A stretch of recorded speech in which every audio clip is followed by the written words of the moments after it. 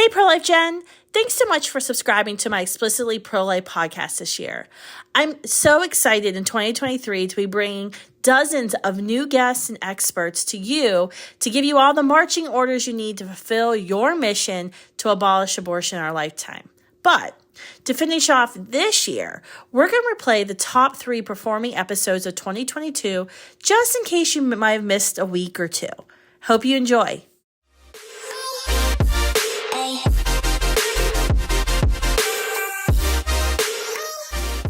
This is it, Pro-Life Jen.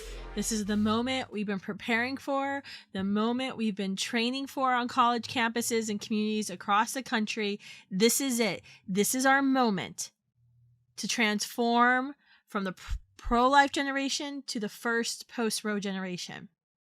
It's epic. All right, everyone, this is Kristan Hawkins. Welcome to this special episode of Explicitly Pro-Life Podcast. I'm going to break down what's happening right now in Washington, D.C. and how you can rebut the talking points, the scare tactics of the abortion left that they're spouting right now on TV and on social media. First thing you need to know, last night, Politico reported that the Supreme Court was set to reverse Roe v. Wade in case v. Planned Parenthood. A draft of the majority decision from February, written by Justice Alito, was leaked. It's widely believed this is a pro-abortion justice or a clerk who has leaked this decision.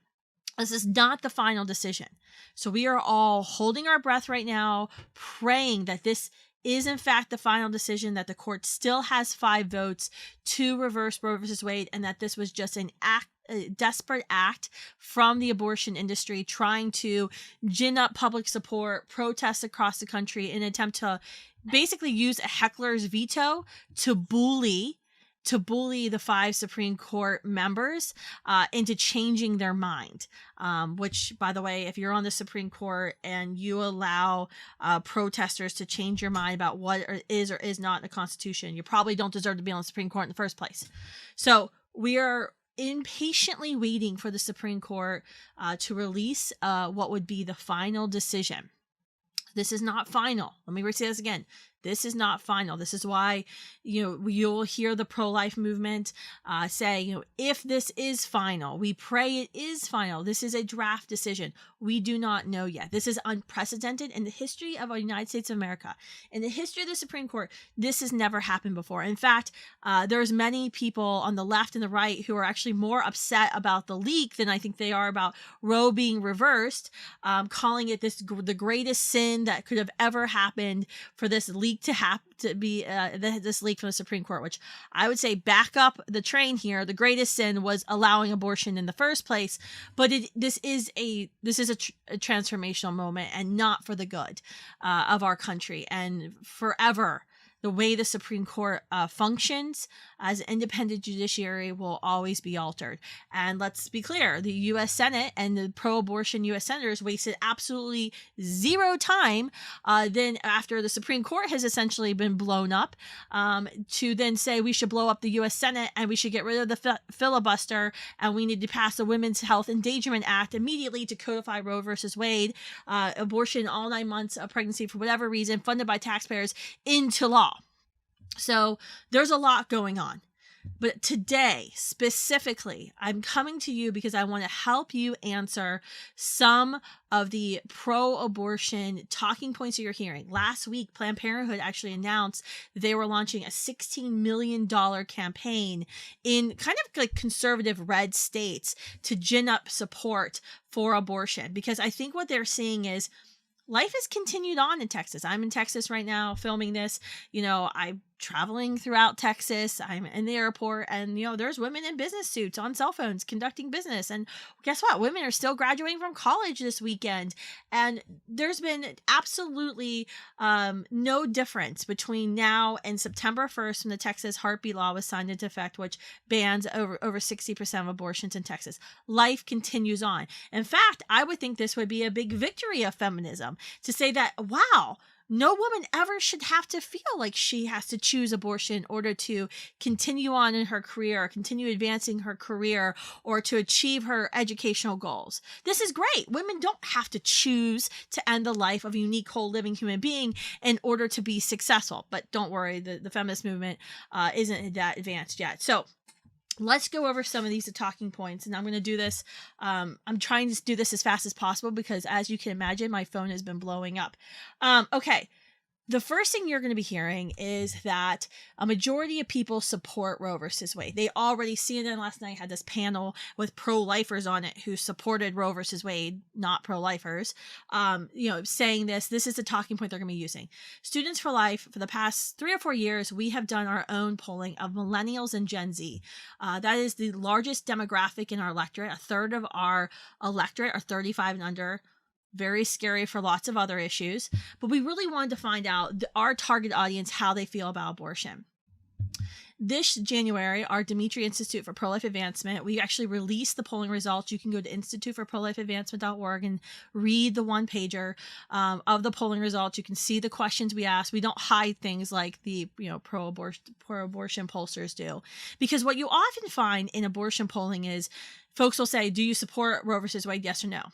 If you ask that question, majority will say they support Roe versus Wade because they've heard the talking points. They don't fully understand abortion. They don't understand what Roe versus Wade is. They just think it means, should women have equal rights to men? Honest to goodness, this is how majority of people view Roe versus Wade. So when you hear people say, oh, majority of Americans support Roe, you need to back up the train and you need to say, did those people who were polled know what Roe versus Wade was? Were they actually told what Roe versus Wade is? Sometimes you will see in polling, the pollsters will kind of be a little tricky. They'll say, Roe versus Wade allowed abortion in the first trimester. Do you support Roe versus Wade? That's technically true. What they failed to mention is Doe versus Bolton, the companion case that was issued on the same day, allows abortion in all 9 months. And those two decisions go together. So it's very tricky when you talk about pollsters and this issue. So our research that we conducted this year with the most liberal voting bloc in America, the largest voting bloc in America as well, we found the majority, almost 6 out of 10, said they disagreed with Roe versus Wade once we told them this simple fact: Roe versus Wade and Doe versus Bolton allow for abortion in all 9 months of pregnancy for any reason, and sometimes with taxpayer funds. Once you say that line, more than almost 6 out of 10, nearly 60% of the most liberal voting bloc, the largest voting bloc in America, disagrees with Roe. So it is not correct to say the majority of Americans support Roe versus Wade.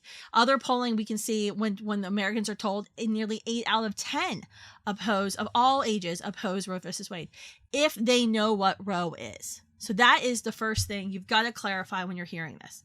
The second thing you're going to hear lots of is, what about the back alley? Women are going to be dying of illegal abortions in back alleys. This is going to be catastrophic. One, as I mentioned, I'm in Texas. I've actually had to be in some alleys in Houston and Dallas over the past month. And guess what? I've been shocked to find out there aren't any dead women in back alleys in Texas. Because the sad fact is, if she is determined to have an abortion, absolutely determined to have an abortion, she can still have an abortion. She can have an abortion before the child's heart begins to beat, or she can go to Oklahoma, she can go to other states, and she can still get an abortion and end the life of her child. There are options for women who still are desperate to kill their children.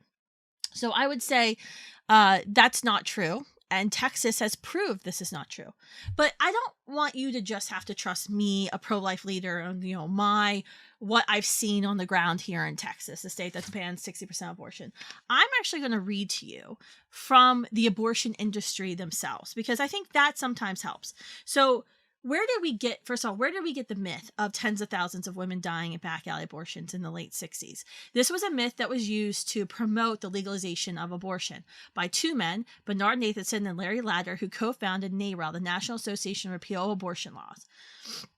These two men wanted abortion to be legal throughout the country. Bernard Nathanson was committing legal abortions in New York State. Larry Ladder was the biographer of Margaret Sanger, and actually had a falling out with Sanger because he was such a supporter of abortion, and he believed that there was going to be a pending population bomb in the 1970s, and he thought that abortion was a great solution to world overpopulation, which, by the way, never happened. So these two men met Betty Friedan, convinced Betty Friedan to include abortion in the second edition of Feminist Mystique, and made up this myth. Bernard Nathanson later in life became a pro-life advocate and actually admitted to the fact that they made up this myth. But once again, why should you trust Bernard Nathanson? Because he became pro-life. Let's go back even further to the abortion industry. So 1974, Planned Parenthood awarded their highest honor to a man named Christopher Tietz. Actually, it was he and his wife. This is Planned Parenthood's award-winning statistician. This guy is a statistician.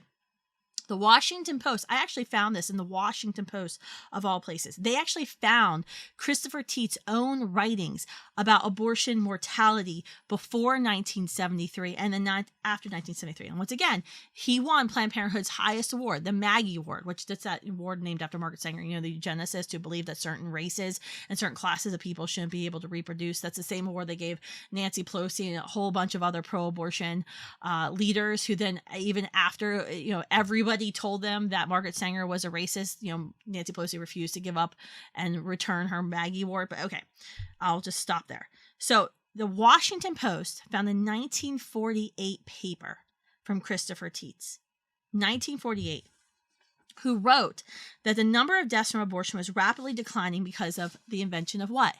Penicillin and other drugs to fight infection.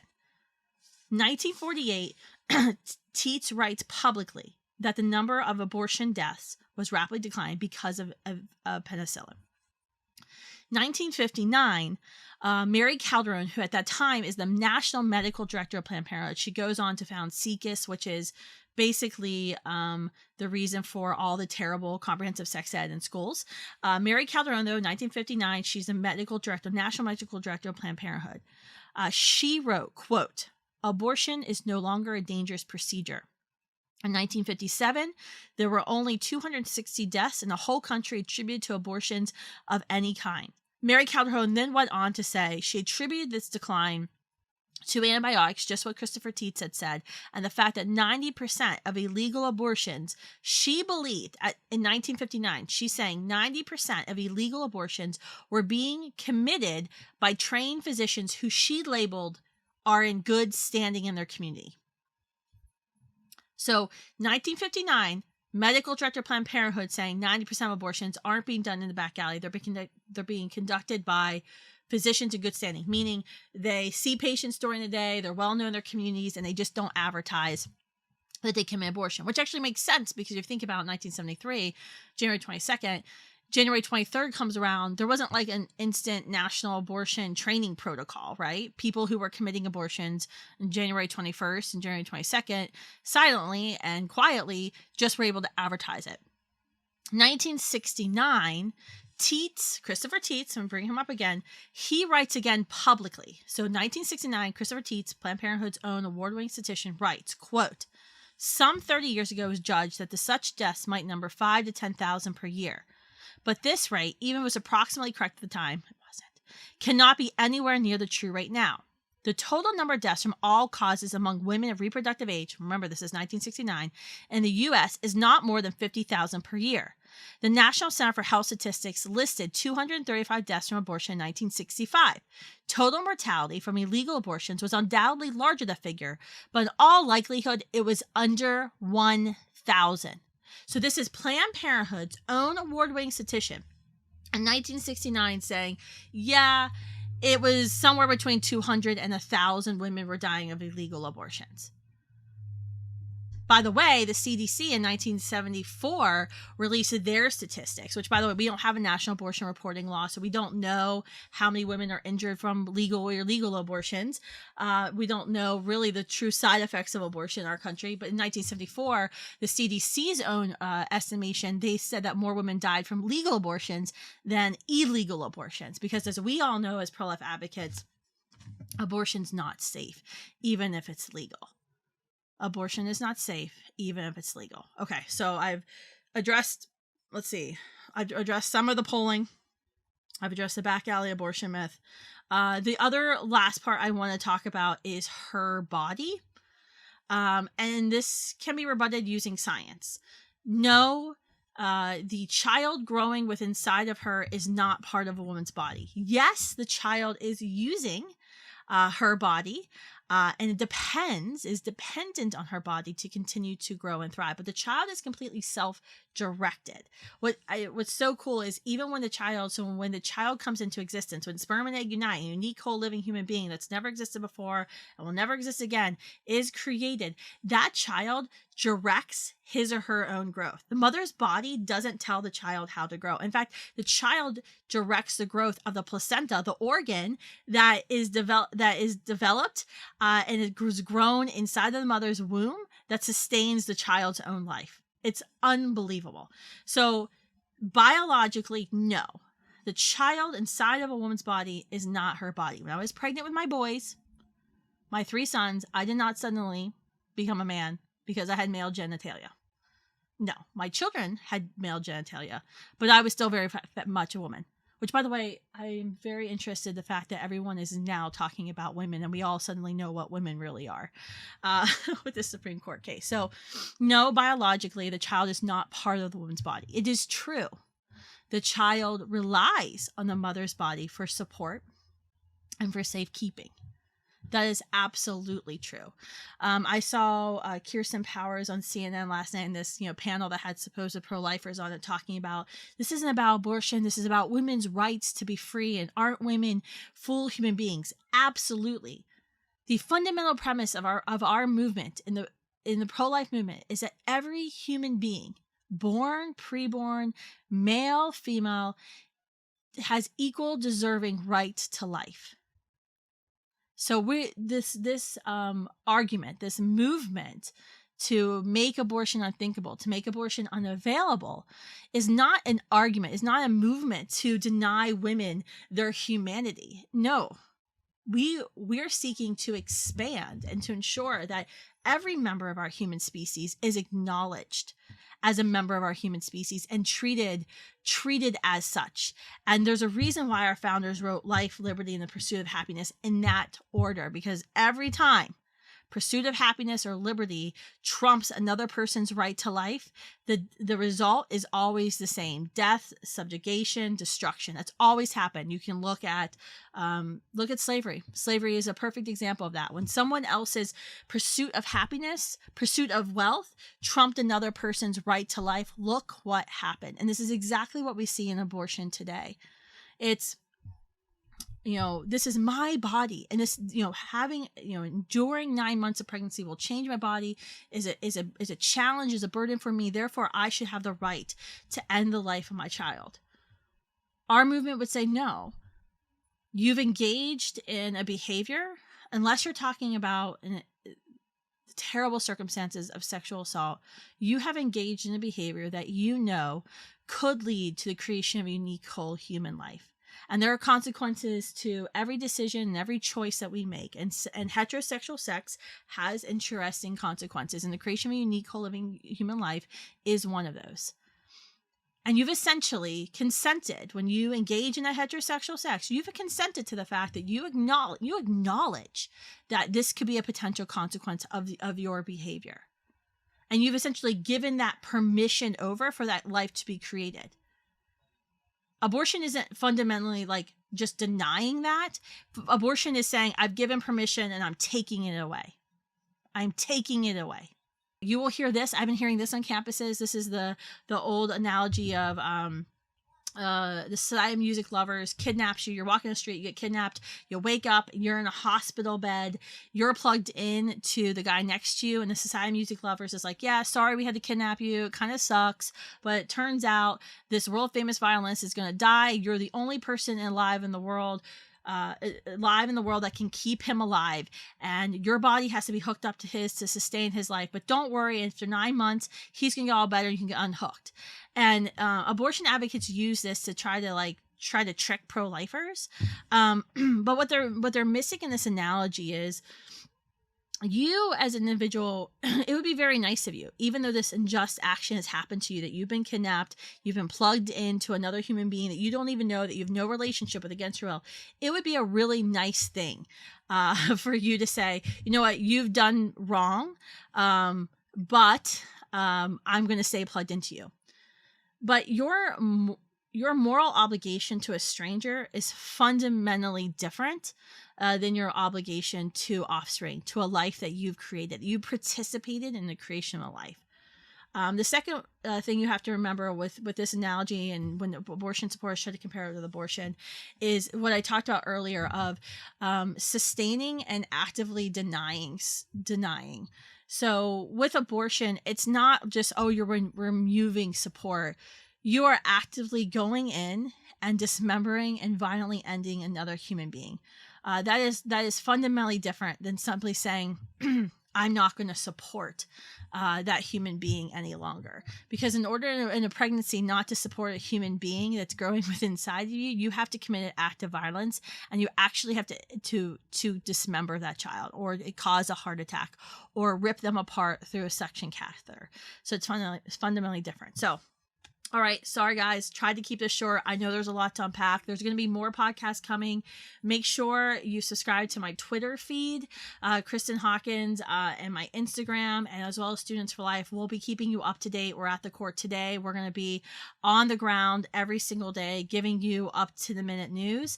But I would encourage all of you today to stop, pray for the 5 justices, pray for their safety, pray for their courage, reflect upon what you need to do in your community to make sure no woman stands alone in a post-Roe America. What resources does she need? What resources do you have in place that she probably doesn't know about? Hint, she probably doesn't know about them. And then get busy acting, whether it's combating the lies on social media, whether it's talking to your neighbors and friends, whether it's starting a pro-life group, whether it's joining Students for Life Action and getting involved in primaries and making sure that we only elect, candidates, especially Republicans, who are actually going to be pro-life, because all this is coming back down to the states.